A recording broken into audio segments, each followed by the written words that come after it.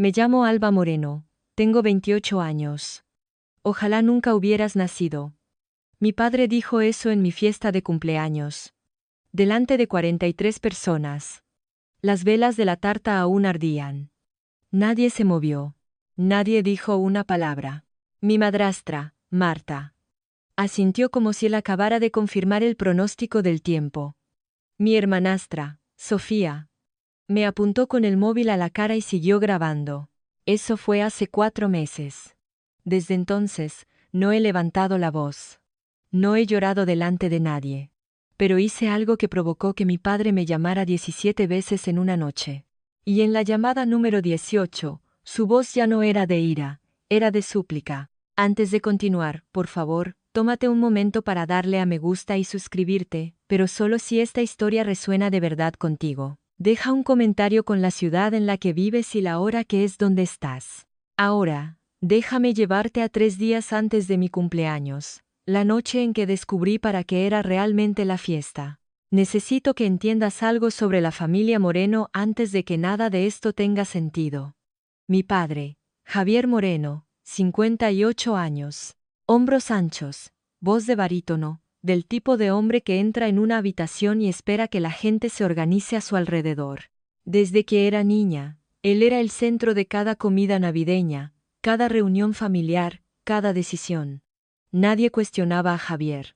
Ni una sola vez. Mi madre, Elena, murió cuando yo tenía 8 años. Complicaciones de una cirugía. Algo había salido mal unos meses después de que yo naciera. No lo entendí entonces. Apenas lo entiendo ahora. Pero lo que sí entendí desde muy pronto, lo que sentí en cada silencio, cada cuento para dormir omitido, cada mirada que mi padre me dirigía cuando pensaba que no estaba mirando, fue esto: me culpaba. Nunca lo dijo. No entonces. No tuvo que hacerlo. El dolor estaba en las cosas que no hacía. No venía a mis obras de teatro del colegio. No colgaba mis dibujos en la nevera. Cuando tuve la gripe en cuarto, fue mi abuela, Elvira, la que condujo 40 minutos para recogerme, no él. Elvira era la madre de mi padre. Era la única persona en esa casa que me hacía sentir que tenía derecho a existir. Me llamaba mi niña. Venía a todas mis funciones. Murió hace 2 años y a veces todavía busco el teléfono para llamarla. Después de que mi madre muriera, mi padre se volvió a casar. Marta Ruiz se convirtió en Marta Ruiz de Moreno. Trajo consigo a Sofía, su hija de un matrimonio anterior.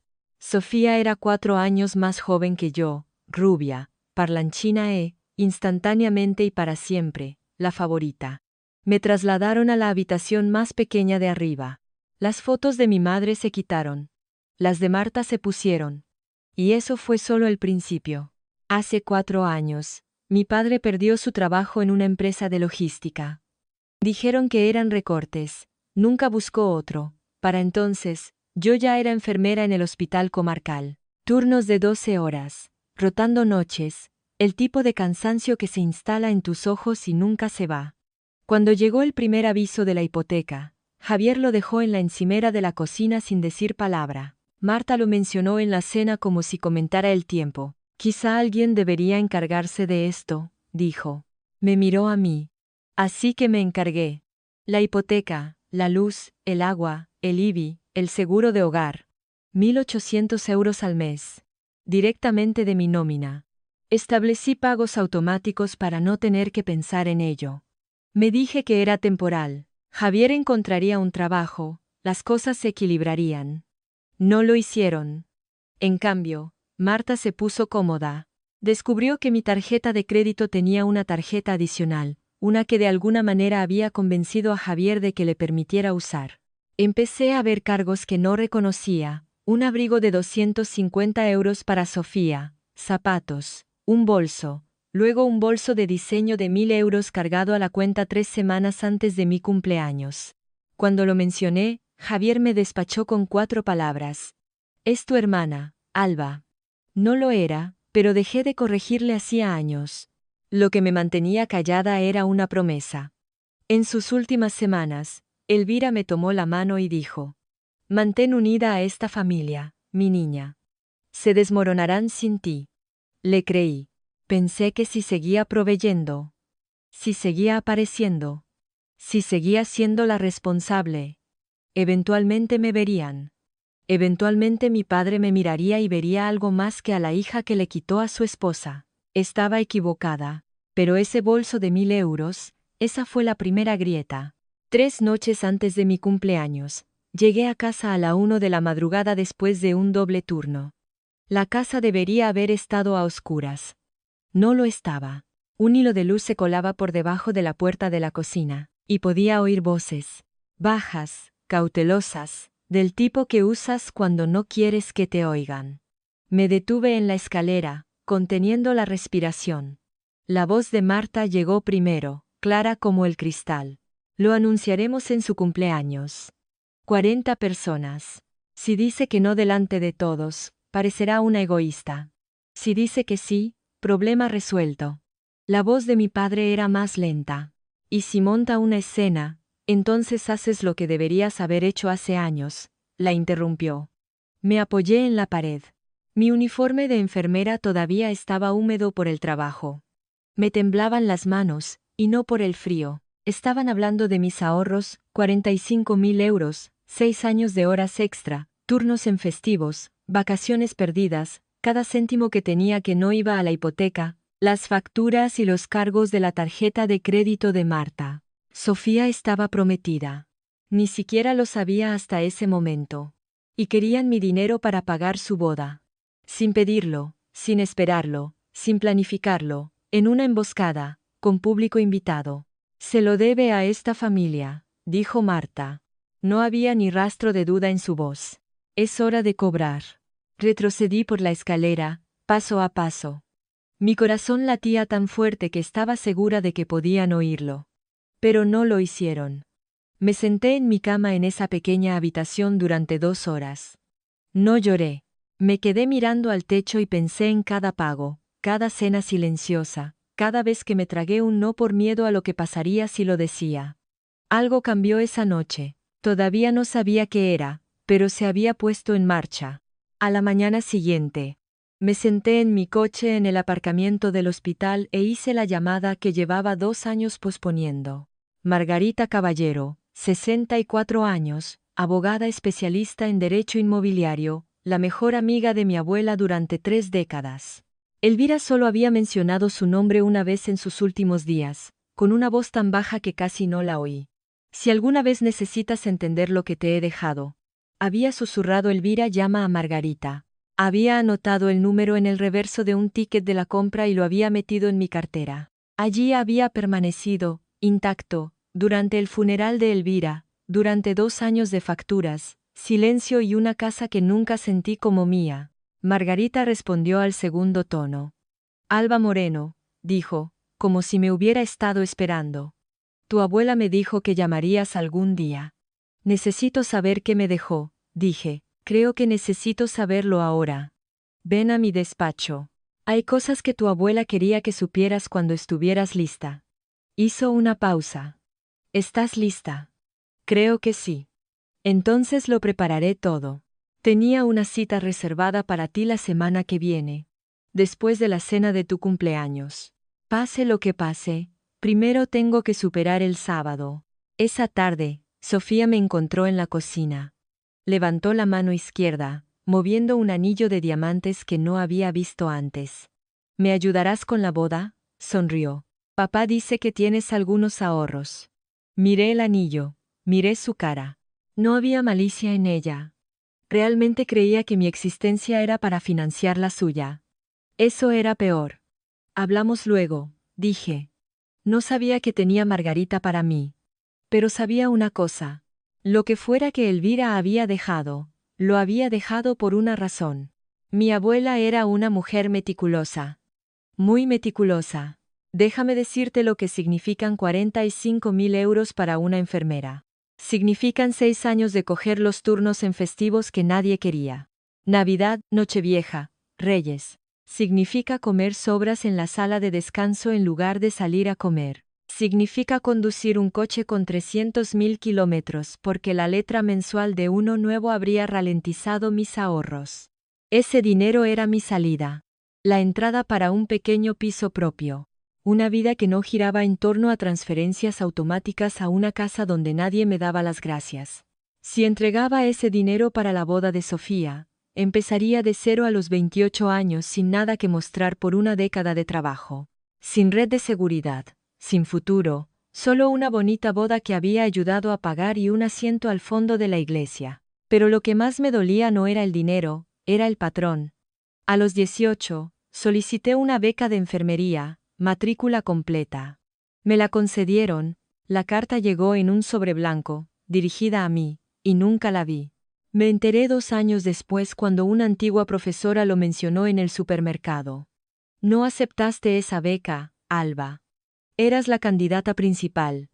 Fui a casa y busqué.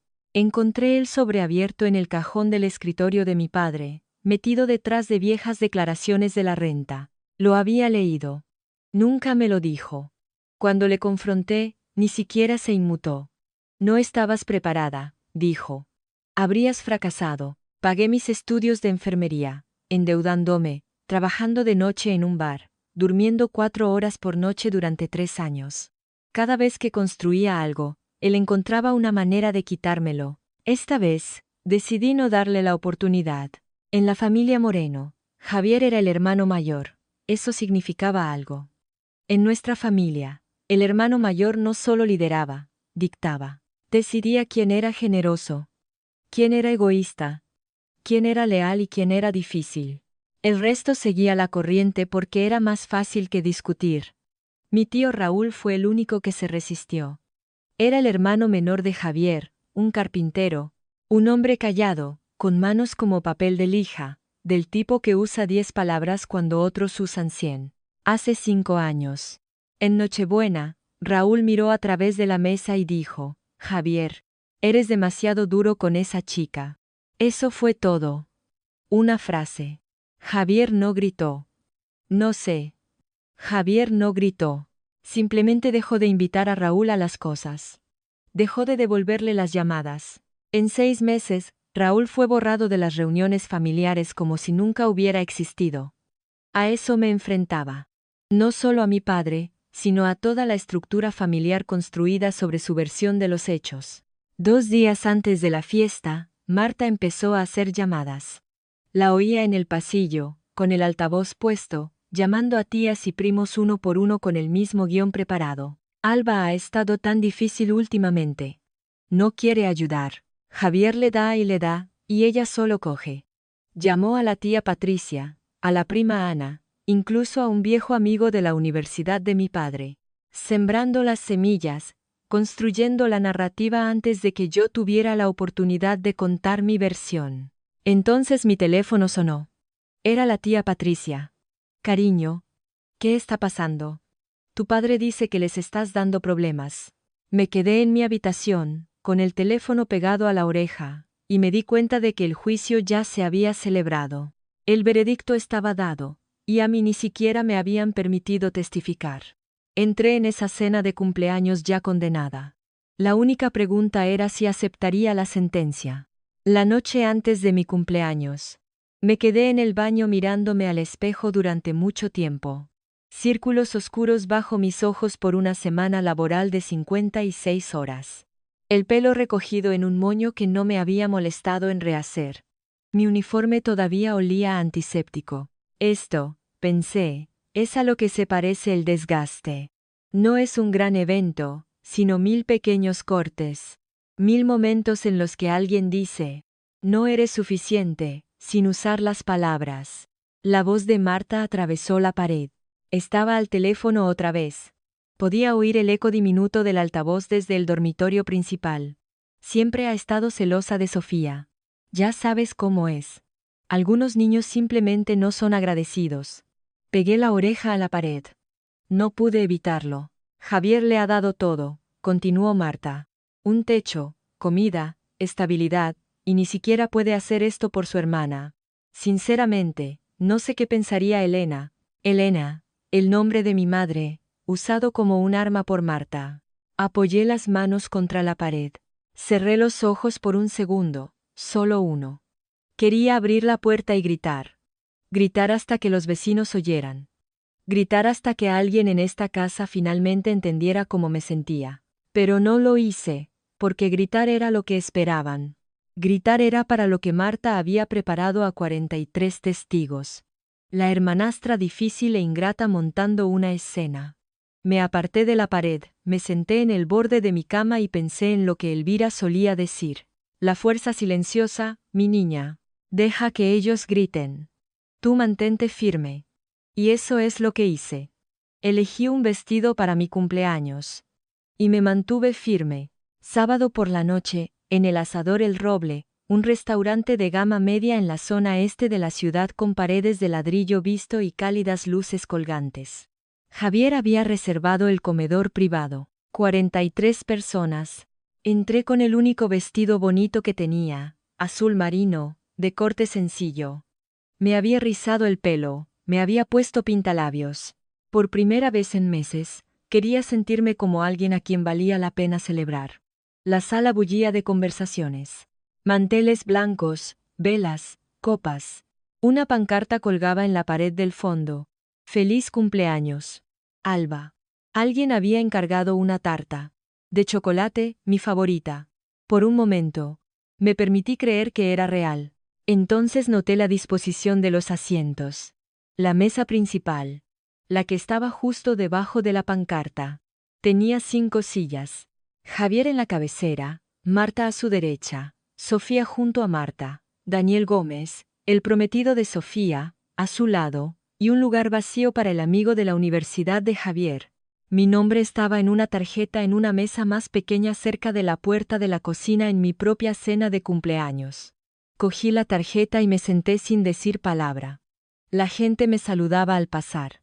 Abrazos rápidos. Feliz cumpleaños, cariño. Pero las conversaciones siempre derivaban. Sofía, déjame ver ese anillo. ¿Para cuándo la boda? Marta. Debes estar en la luna. Me senté en mi mesa, sorbiendo agua, sonriendo cuando alguien miraba en mi dirección. Entonces Javier se levantó. Golpeó suavemente su vaso de agua con el cuchillo de la mantequilla. La sala se silenció. Cogió el pequeño micrófono inalámbrico que el restaurante había proporcionado. Miró a las 43 caras. Sonrió. Esta es una noche especial, comenzó. No solo por el cumpleaños de Alba. Se me encogió el pecho. Sino porque tenemos un anuncio muy emocionante. Se giró hacia Sofía, con el rostro radiante. Y supe en ese momento que esta fiesta nunca había sido para mí. Nuestra hermosa Sofía, dijo Javier al micrófono, está prometida. La sala estalló. Aplausos, vítores, sillas que se apartaban mientras la gente se levantaba para abrazar a Sofía. Ella se levantó de la mesa principal, con la mano extendida, el diamante brillando bajo las luces colgantes como un pequeño foco hecho solo para ella. Durante los siguientes 10 minutos, mi cumpleaños desapareció. La tía Patricia agarró la mano de Sofía, examinando el anillo. La prima Ana tomó fotos para Instagram. El viejo amigo de Javier le dio una palmada en la espalda a Daniel. Marta se situó detrás de Sofía, con una mano en el hombro de su hija, radiante como si acabara de ganar la lotería. Nadie me miró. Me senté en mi mesa junto a la puerta de la cocina. La tarta de cumpleaños con mi nombre permanecía intacta al final de la mesa del buffet. Las velas no estaban encendidas. Daniel me miró una vez. Se quedó un poco al margen del círculo que rodeaba a Sofía. Con la mandíbula apretada. Me miró con una expresión que no pude descifrar. No era exactamente pena, era más como reconocimiento, como si viera lo que estaba pasando pero no supiera qué hacer al respecto. Entonces la sala se calmó. La gente volvió a sus asientos. Javier seguía de pie, con el micrófono en la mano. Ahora, dijo, y su tono cambió, más cálido, ensayado. Se giró hacia mí. Alba, cariño, ven aquí un momento. 43 personas me miraron. Me levanté, caminé hacia la mesa principal. El sonido de mis tacones sobre el suelo de baldosas. Javier me puso una mano en el hombro. Pesada teatral. La familia cuida de la familia, dijo a la sala. Y ahora que se acerca el gran día de Sofía, necesitamos unirnos. Me miró directamente. Alba, necesitamos hablar del presupuesto de la boda. No en privado, no más tarde, sino aquí, delante de todos, exactamente como Marta lo había planeado. Alba ha sido muy responsable con sus finanzas, dijo Javier, dirigiéndose a la sala como un ponente principal. Ha estado ahorrando durante años, y sé que querrá ayudar a darle a su hermana la boda que se merece. Apretó mi hombro ligeramente. La presión decía, di que sí. Me quedé quieta. Marta se inclinó hacia adelante en su silla. Se tocó los ojos con una servilleta, un gesto tan practicado que parecía coreografiado. Es lo que tu madre hubiera querido, Alba. La sala se silenció. Hubo algunos murmullos. Alguien susurró. Oh. Elena. Mi madre. Mi madre muerta. Invocada para presionarme a extender un cheque delante de 43 testigos. Sentí que la sangre me subía a la cara. Mi pulso era tan fuerte que estaba segura de que la gente en las mesas cercanas podía oírlo. Es la cena de mi cumpleaños, dije. Mi voz era tranquila, baja. Podemos no hacer esto aquí. La sonrisa de Javier se desvaneció. Su mano se retiró de mi hombro.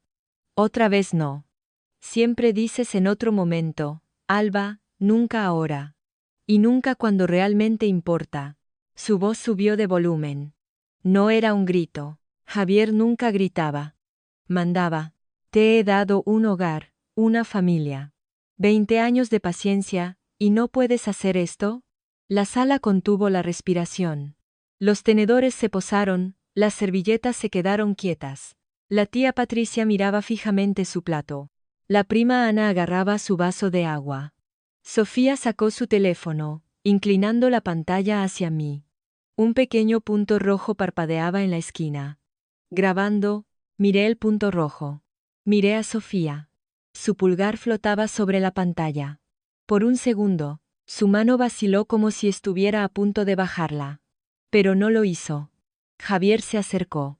Su cara estaba enrojecida. Ahora, si no puedes hacer esto por tu familia, no terminó la frase.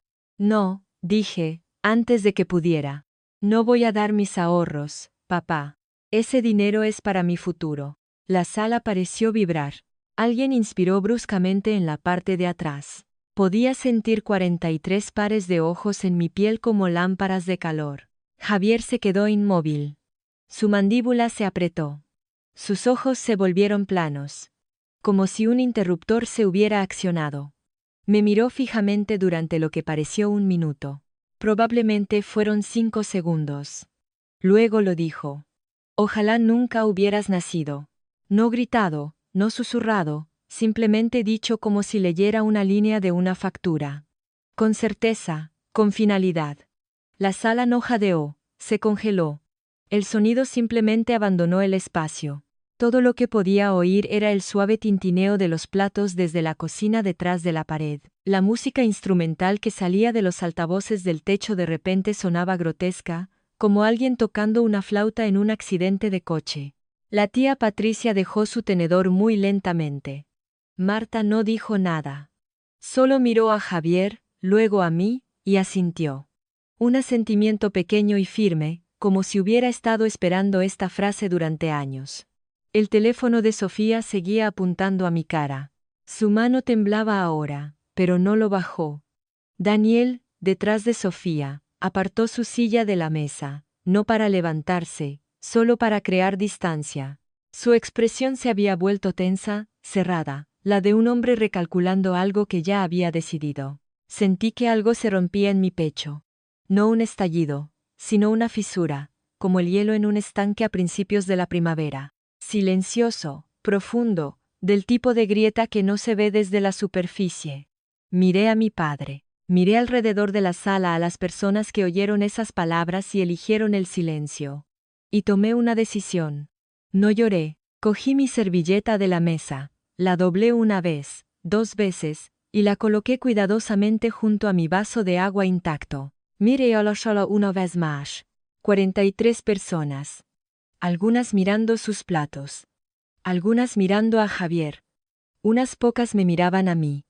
¿Con qué? Pena. Conmoción. Ya no podía distinguirlo. Ya no importaba. Nadie dijo nada. Me giré hacia la sala, y dije lo último que tenía que decir. Gracias a todos por venir a mi cumpleaños. Luego cogí mi bolso del respaldo de mi silla, crucé el comedor y abrí la puerta. El aire frío de la noche me golpeó. Llegué a mi coche en el aparcamiento antes de que mis manos empezaran a temblar. Me senté al volante durante 3 minutos, agarrándolo, respirando por la nariz como si estuviera guiando a un paciente a través de un ataque de pánico. Luego cogí mi teléfono. Un contacto, una llamada. Margarita Caballero contestó a las 22:15 de un sábado por la noche. Margarita, dije, quiero ir mañana. Estoy lista. Hubo un silencio. Luego su voz, tranquila, sin sorpresa, como si hubiera estado guardando un sitio para mí todo este tiempo. Lo prepararé todo, Alba.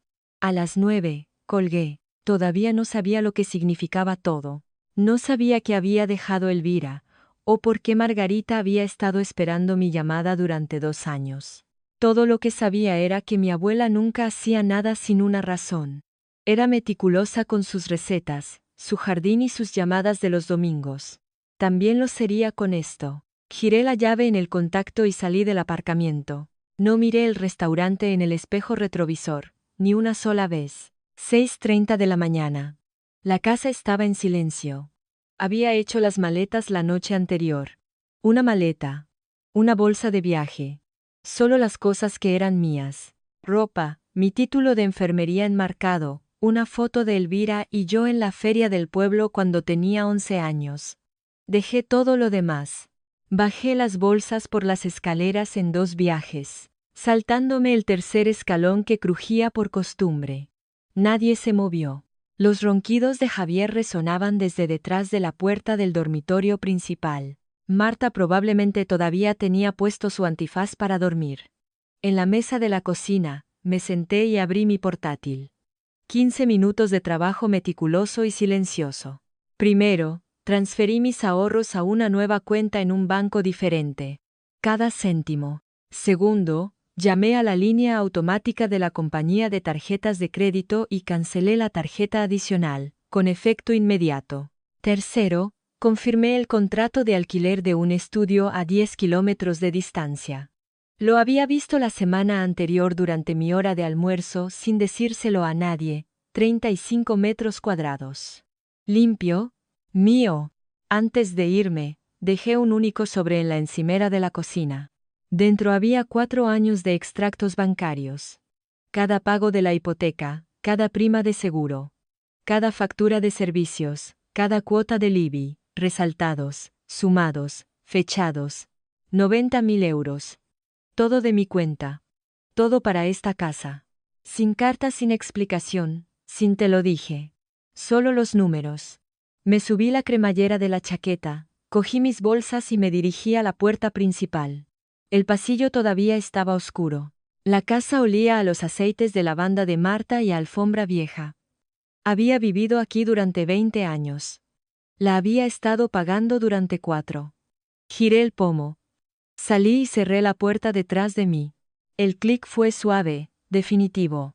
Metí mis cosas en el coche y conduje hacia el este, hacia el cielo que empezaba a teñirse de rosa. No volví. Quiero hacer una pausa aquí. Si alguna vez has tenido que irte de un lugar al que llamabas hogar, no porque quisieras, sino porque no te quedaba otra opción, escríbelo entiendo en los comentarios. Los leo todos. Y si crees que debería perdonar a mi padre o establecer un límite permanente, dímelo también. Porque la historia está a punto de dar un giro que no vi venir. Esto es lo que supe después. Reconstruido a partir de piezas de mi tío Raúl y mi prima Ana. Domingo por la mañana. Marta bajó a la cocina sobre las 9. Notó el sobre en la encimera, pero lo apartó para hacerse un café. Subió las escaleras para decirme que el desayuno estaba listo. No por amabilidad, sino por rutina. Mi habitación estaba vacía, el armario limpio, la cama despojada hasta el colchón. Llamó a Javier. Su voz era neutra, casi divertida. Realmente se ha ido. Javier subió, miró la habitación vacía y se encogió de hombros. Bien. Que se enfurruñe.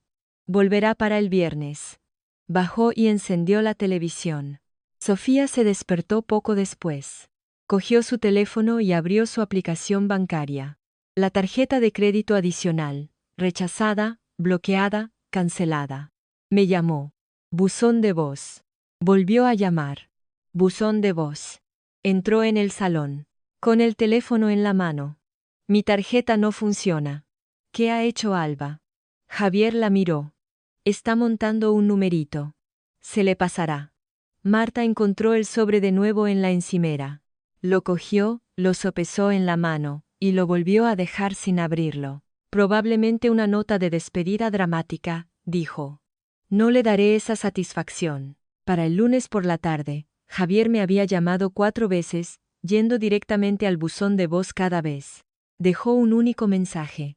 Alba, esto es infantil. Devuélveme la llamada. Para el miércoles, silencio total por mi parte. Ni un mensaje, ni un correo, ni una llamada de vuelta. Javier le dijo a la tía Patricia que estaba pasando por una fase. Le dijo a su amigo de la universidad que estaba sensible por lo de su cumpleaños. Le dijo a Raúl. Bueno, no le dijo nada a Raúl. Seguían sin hablarse, y él sobreseguía en la encimera de la cocina, sin tocar. Una bomba de relojería. Nadie se molestó en abrirla. Día 5. La compañía eléctrica envió una notificación automática. Pago atrasado. Javier llamó a su línea de atención al cliente. Dio su nombre y pidió los detalles de la cuenta. Lo siento. Señor. Esta cuenta está registrada a nombre de Alba Moreno. Parpadeó. Es mi hija. Yo vivo en esta dirección. Solo podemos discutir los detalles de la cuenta con el titular de la misma. Colgó. Mirando el teléfono. Día 7. Una carta del banco, no una factura, sino un aviso oficial. Pago de la hipoteca vencido. Rompió el sobre de pie junto al buzón. El nombre en la hipoteca. Alba E. Moreno. Javier lo leyó 2 veces. Luego lo llevó dentro y lo dejó caer sobre la mesa de la cocina delante de Marta. ¿Qué demonios es esto? Marta lo cogió. Sus ojos recorrieron la página. Su boca se abrió y se cerró. No puede ser. Esta es nuestra casa. Yo lo dije. Javier fue al archivador del armario del pasillo. El que no había abierto en años. Sacó carpetas. Declaraciones de impuestos. Viejas nóminas. Papeles del seguro. Buscó la escritura, cualquier cosa con su nombre, nada. Ni un solo documento que lo vinculara a la casa. Entonces Marta recordó el sobre. Volvió a la encimera. El sobre blanco seguía allí, ahora con una mancha de café en una esquina. Lo abrió. Páginas. Docenas de ellas. Extractos bancarios, que se remontaban a 4 años. Cada página resaltada. Cada página mostrando retiradas automáticas de la cuenta corriente de Alba. Hipoteca, luz, agua, seguro, impuestos. 90.000 euros en total. Marta se sentó. Estuvo en silencio durante mucho tiempo. Javier estaba detrás de ella, leyendo por encima de su hombro. Su rostro estaba pálido, pero aún no sabían lo peor. La casa no estaba solo a mi nombre por los pagos. Nunca había estado a nombre de Javier. Ni una sola vez. Javier hizo lo que Javier siempre hacía cuando perdía el control. Cogió el teléfono y empezó a construir su narrativa. En 24 horas, la mitad de la familia había oído su versión. Alba nos ha abandonado. Alba ha cancelado las tarjetas de crédito. Alba ha dejado de pagar las facturas. Nos está castigando porque no recibió suficiente atención en su cumpleaños. Algunos le creyeron. Siempre lo hacían. Pero algo era diferente esta vez. Algunos recordaban esa noche en el asador El Roble. Recordaban la cara de Javier cuando dijo esas palabras. Recordaban el silencio que siguió. Y recordaban que nadie en esa sala, incluidos ellos mismos, se había levantado. Mi prima Ana me llamó el jueves por la noche. Casi no contesté, pero Ana y yo habíamos estado unidas una vez, antes de que el tirón gravitacional de Javier atrajera a todos a su órbita. Alba, ¿qué está pasando? Tu padre dice que estás intentando castigarlos. Me apoyé en la encimera de la cocina. La encimera de mi estudio, donde el único ruido era mi propia voz. Ana, dije, te contó tu tío lo que me dijo en mi cumpleaños. Silencio. ¿Qué dijo? Pregúntale. Pregúntale delante de todos. Se quedó callada un momento, luego, en voz baja. Yo estuve allí, Alba. Lo oí. Simplemente, no sabía qué hacer. Lo sé, dije. Nadie lo sabía. Mientras tanto, Javier hizo otra llamada. Condujo hasta la casa del tío Raúl, el hermano con el que no había hablado en 5 años, y llamó a la puerta. Raúl abrió. Miró a Javier durante un largo momento. Necesito tu ayuda, dijo Javier. Alba ha perdido la cabeza. Raúl se apoyó en el marco de la puerta. Javier, ¿realmente le dijiste eso en su cumpleaños? La mandíbula de Javier se apretó. Me provocó. Raúl negó lentamente con la cabeza. Un padre no dice eso. Nunca a su hijo. Y cerró la puerta. Me encontró un martes. No sé cómo. Sospecho que llamó al hospital y alguien dijo que me habían visto por la zona este. O quizás simplemente condujo hasta que vio mi coche. De cualquier manera, llegué a casa del trabajo y allí estaba Javier Moreno, de pie fuera de la puerta de mi apartamento, con los brazos cruzados, la mandíbula apretada. Con el aspecto de un hombre que se prepara para una actuación, no para una disculpa. Abrí la puerta, me quedé en el umbral, sin apartarme. Tienes que volver a casa, dijo. Esto ha ido demasiado lejos. Le miré. Mi padre, 58 años, canas en las sienes, todavía con esos hombros anchos, todavía con esa voz que llenaba las habitaciones, ahora de pie en el pasillo de mi edificio bajo luces fluorescentes, parecía más pequeño de lo que recordaba. Dijiste que ojalá nunca hubiera nacido, dije. Delante de 43 personas. En mi cumpleaños. Estaba disgustado. Está siendo difícil. Negarme a entregar mis ahorros no es ser difícil. Es ser una adulta. Sus fosas nasales se ensancharon. Soy tu padre. Entonces compórtate como tal. Nos quedamos allí, a 1 metro de distancia. El pasillo olía a la cena de alguien. Ajo, cebolla, algo cálido que no tenía nada que ver con nosotros. No puedes simplemente irte, dijo. Su voz era más baja, no más suave, sino más fina. Las facturas se acumulan. La hipoteca vence. Marta es Marta, no mi responsabilidad, dije. Tampoco Sofía. Y la casa tampoco. Hice una pausa. Dijiste que ojalá no hubiera nacido. Simplemente estoy cumpliendo tu deseo. Cerré la puerta suavemente. Sin portazos. Sin salidas dramáticas. Solo el suave clic y el sonido de su respiración al otro lado. Se quedó allí un rato. Lo sé porque vi la sombra de sus zapatos bajo la puerta. Luego se fue. Pero no sabía lo que le esperaba. 2 semanas después de irme, Javier convocó una reunión familiar. Eligió el centro cívico al lado de nuestra iglesia, una habitación beige con sillas plegables, luces de techo que zumbaban y una cafetera que siempre estaba vacía o quemada. Aparecieron unas 30 personas, tías, tíos, primos. Algunos a los que no había visto desde el funeral de Elvira. Javier se puso al frente, como si presidiera una junta general. Marta se sentó en la primera fila, con un pañuelo en la mano. Sofía estaba a su lado, con los brazos cruzados, el teléfono boca abajo en su regazo. Os he pedido que vengáis, comenzó Javier, porque tenemos un problema familiar que necesita ser resuelto. Lanzó su versión. Alba había abandonado a la familia. Alba había cancelado las tarjetas de crédito. Alba había dejado de pagar las facturas. Los estaba castigando a todos por un malentendido en una cena. Marta se secó los ojos a la señal. Unas pocas personas asintieron. Unas pocas parecían incómodas. La tía Patricia mantenía los ojos en el suelo. Javier se lanzó a su argumento final. Todo lo que pido es que alguien hable con ella. Está destrozando a esta familia. Fue entonces cuando el tío Raúl se levantó. Había estado sentado al fondo, en silencio, con las manos en las rodillas. Nadie esperaba que viniera. Javier ciertamente no lo había invitado, pero Raúl se había enterado de la reunión a través de la prima Ana, y había conducido los 40 minutos. Javier, dijo Raúl, su voz firme, de carpintero, antes de que digas algo más. Invitaste a Margarita Caballero. Javier frunció el ceño. ¿Quién? ¿Por qué la invitaría?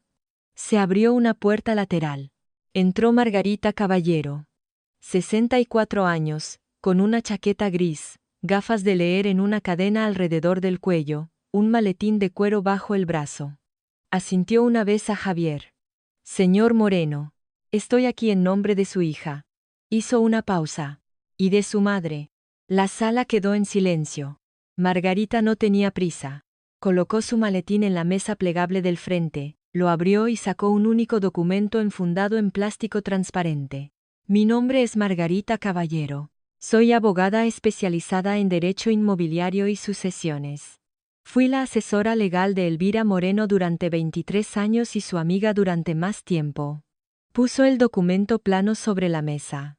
2 años antes de su fallecimiento, Elvira Moreno ejecutó una transferencia legal de la propiedad en la calle de los Fresnos 412 a su nieta, Alba Elvira Moreno. La transferencia fue notariada, registrada en el catastro y es legalmente vinculante. Empujó el documento hacia adelante. La escritura, clara como el agua. Javier la miró fijamente. Su expresión no cambió. Imposible, dijo. Esa es mi casa. Margarita lo miró por encima de sus gafas de leer. Su nombre nunca ha estado en la escritura, señor Moreno. Su madre compró la casa en 1987. Ella eligió a su heredera. La sala se llenó de murmullos. Sillas que crujían. Alguien susurró. Madre mía. Marta se puso de pie de un salto. Eso no puede ser.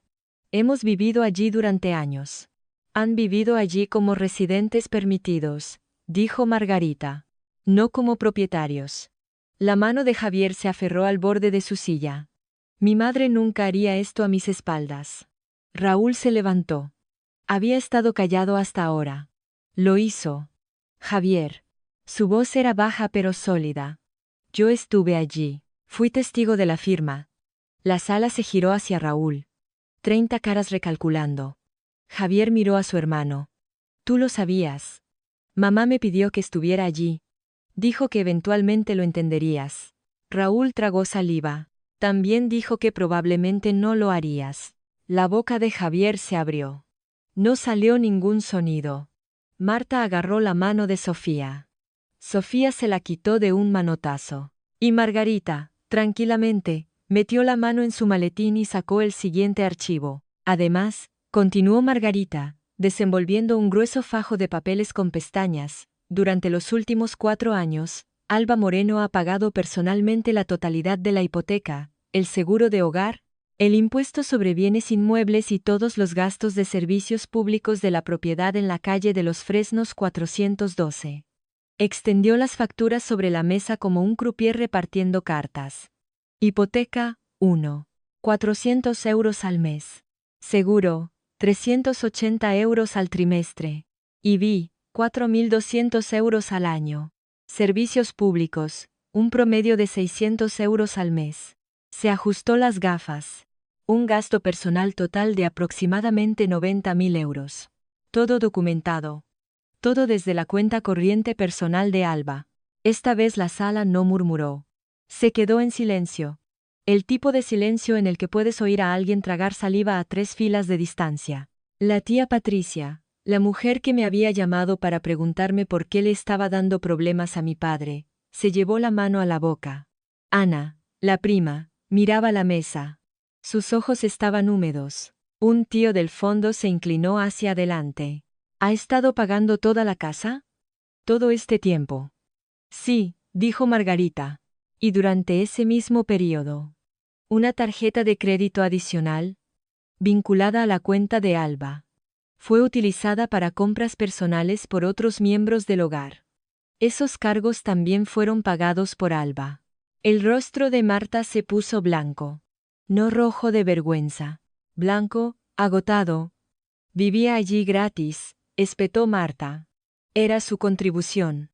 Alojamiento y comida. Margarita miró a Marta, no con desagrado, sino con una completa falta de indulgencia. Señora Moreno, Alba estaba pagando la hipoteca de una propiedad que legalmente poseía. En todo caso, Ella le estaba subsidiando el alojamiento a usted. Alguien en la parte de atrás dejó escapar un pequeño resoplido, casi una risa. Javier seguía inmóvil. Se sentó con las manos en las rodillas, mirando los extractos bancarios desde 1 metro de distancia, como si verlos de cerca los hiciera más reales. Eran solo números, no opiniones. Los números no toman partido. La tía Patricia fue la primera en levantarse. 61 años, 1.55 metros. Y nunca había levantado la voz en una reunión familiar en su vida. Miró a Javier como se mira a alguien que se conoce de verdad por primera vez. Javier, dijo, te plantaste en ese restaurante y le dijiste a esa chica, a la chica que estaba pagando tu tejado, que ojalá no hubiera nacido. Javier no respondió. Ana, la prima, habló a continuación, con la voz temblorosa. La llamé. Llamé a Alba, y la acusé de ser egoísta. Ni siquiera se defendió. Solo me preguntó si sabía lo que habías dicho. El tío Ray, primo de Javier de Ohio, se cruzó de brazos. Elvira lo sabía. Vio que esto iba a pasar. Por eso lo hizo. Javier intentó recuperar el control de la sala. Se enderezó, hinchó el pecho, y usó la voz que había dominado a esta familia durante décadas. Esto es un asunto familiar, Margarita.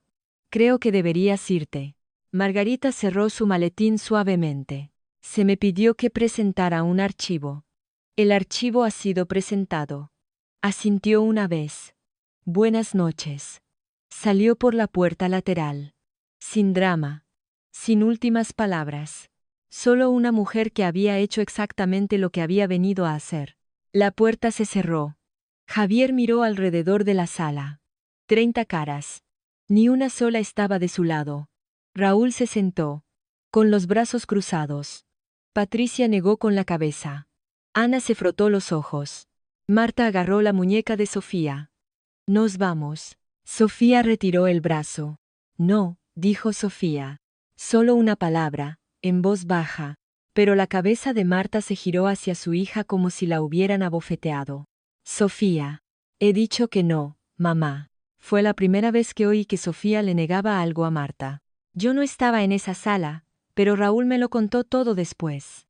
Y cuando describió ese momento, incluso él sonó sorprendido. Quiero preguntarte algo honestamente.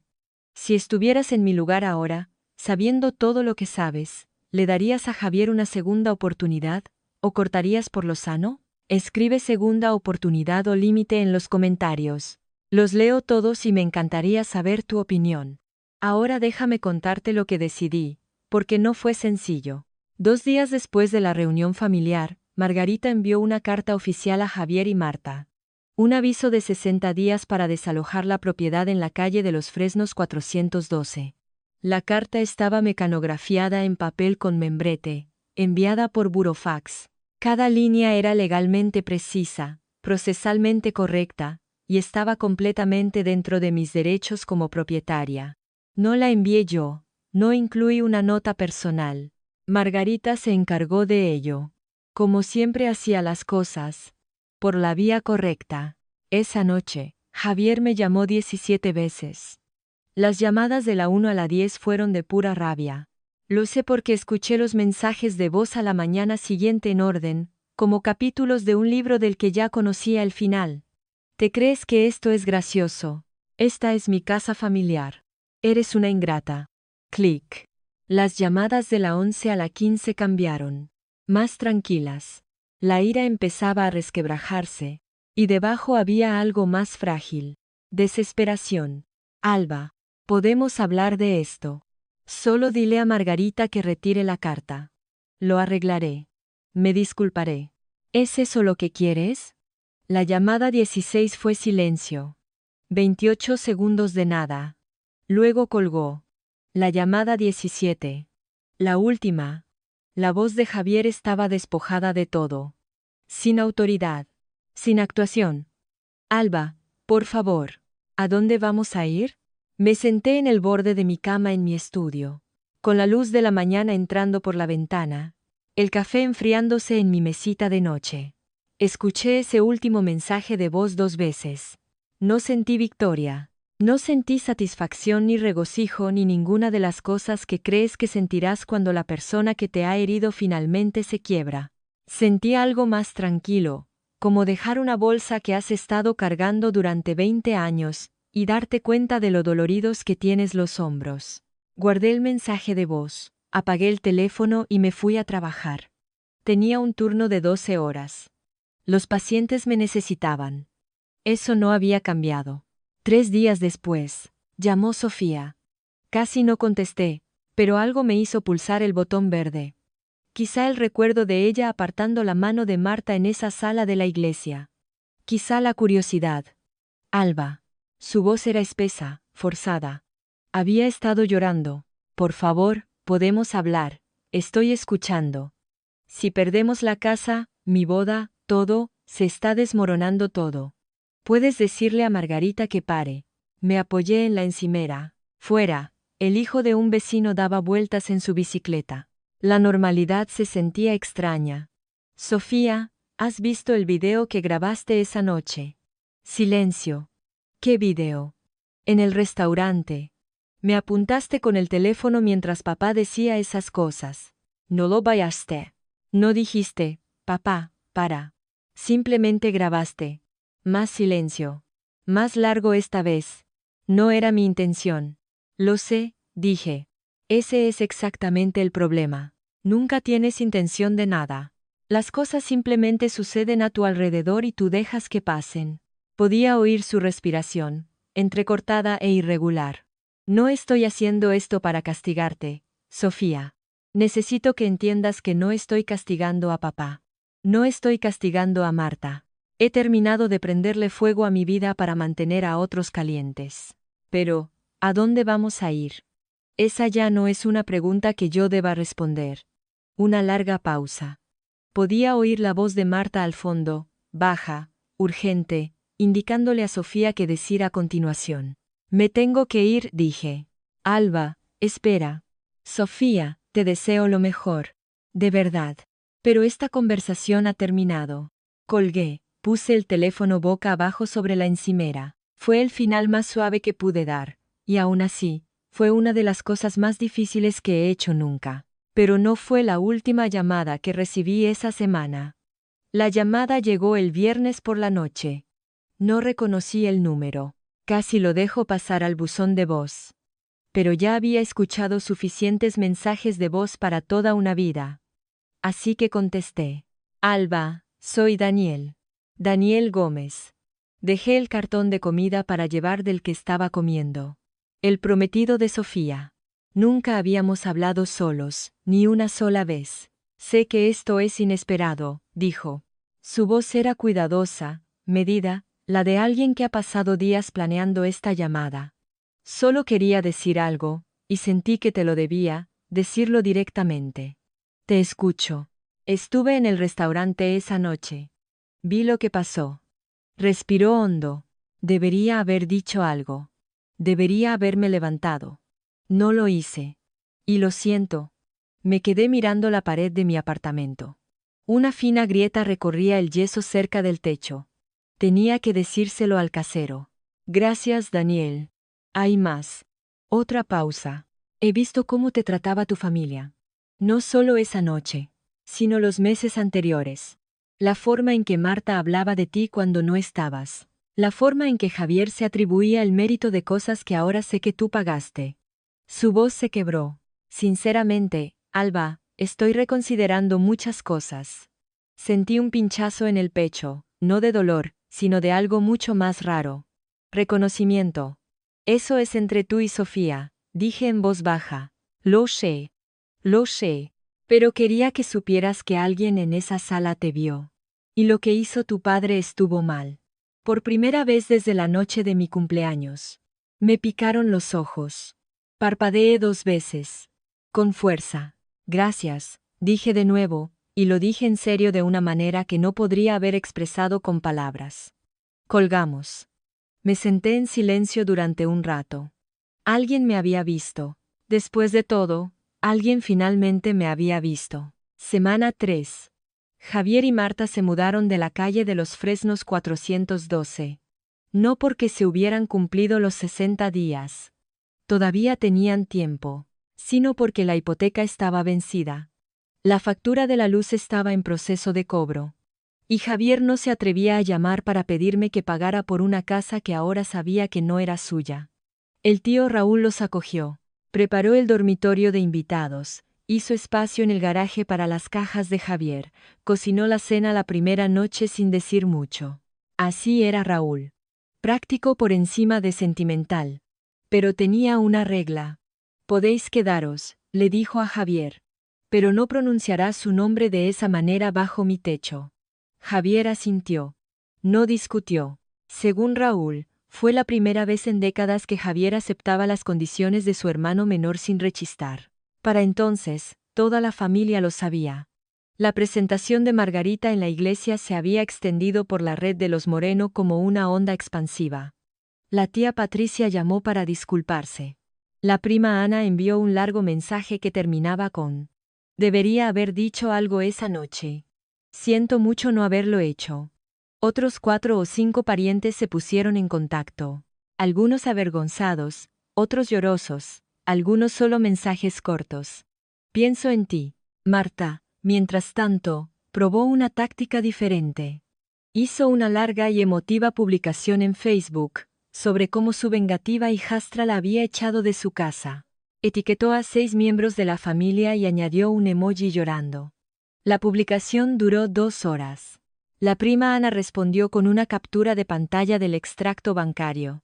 Los nombres y números de cuenta estaban ocultos. Pero el total era claro. 23 personas lo vieron antes de que Marta borrara toda la publicación. Las redes sociales de Sofía quedaron en silencio.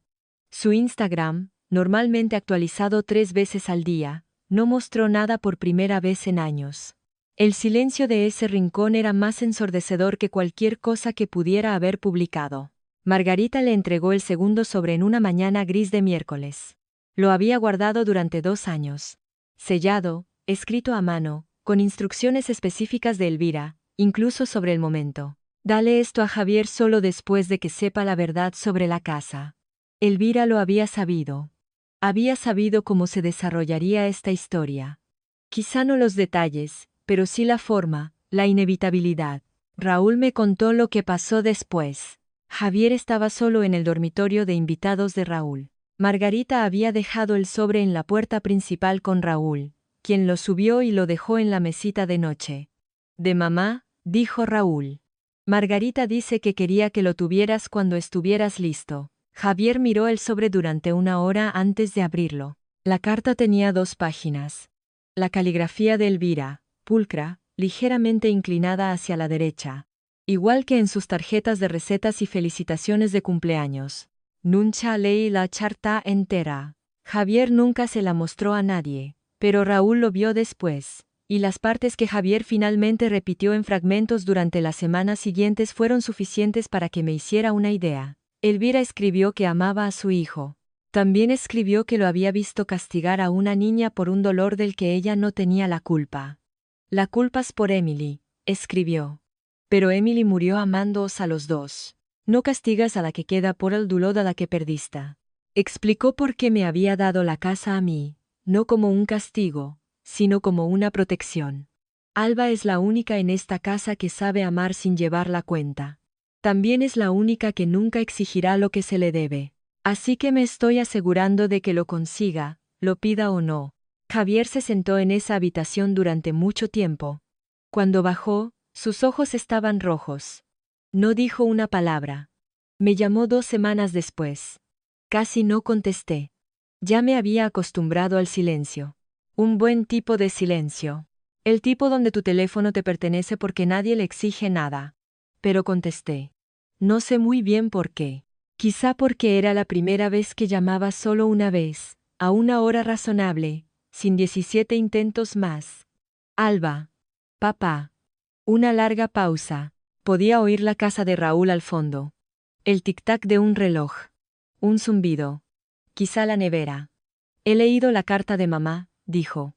Esperé. No. No lo he hecho. Hizo una pausa, luego empezó de nuevo. Su voz era áspera, oxidada, como si hablara un idioma que no había usado en años. No sé cómo arreglar esto. Apreté el teléfono contra mi oído, cerré los ojos. No te estoy pidiendo que lo arregles, papá. Te estoy pidiendo que dejes de romperlo. No respondió de inmediato. Cuando volvió a hablar, su voz era casi un susurro. Puedo verte. Todavía no. ¿Cuándo? No lo sé. Quizá algún día, pero solo si las cosas son realmente diferentes. No fingidamente diferentes. Silencio. Vale. Sin discusión, sin sermón, sin después de todo lo que he hecho por ti. Solo vale. Nos quedamos en la línea otros 10 segundos sin decir nada. Luego me despedí y colgué. Me quedé junto a la ventana de mi apartamento. El sol se ponía detrás de los edificios de enfrente, pintando todo de amarillo y largas sombras. No lo he perdonado. Quiero dejar eso claro. El perdón no es una llamada telefónica. No es un solo momento. Es un proceso que requiere pruebas, no solo palabras. Y todavía no he visto las pruebas. Pero oí algo en su voz que no había oído antes.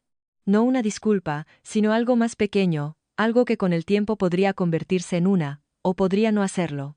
Y yo también estaré bien con eso. 3 meses después, mi apartamento tiene 35 metros cuadrados.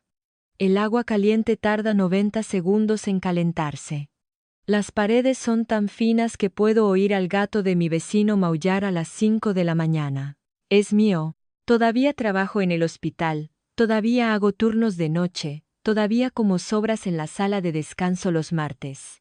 Pero cuando reviso mi cuenta bancaria ahora, los números son míos, cada euro ganado, cada euro gastado, contabilizado según mis propios términos. El tío Raúl viene a visitarme todos los domingos.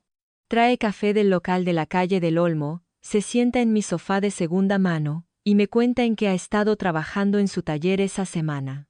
No hablamos mucho de Javier. No es necesario.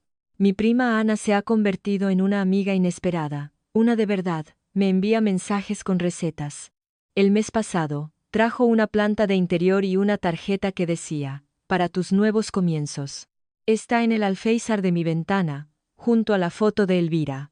Esa foto, de Elvira y yo en la feria del pueblo el verano que cumplí 11 años, está en la pared frente a mi cama. Al lado está mi título de enfermería enmarcado.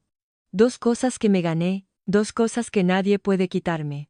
La semana pasada, Daniel me envió un mensaje. Corto, educado. Él y Sofía habían pospuesto la boda. Necesito averiguar con qué tipo de familia me caso, escribió. No respondí. No es mi historia para escribirla.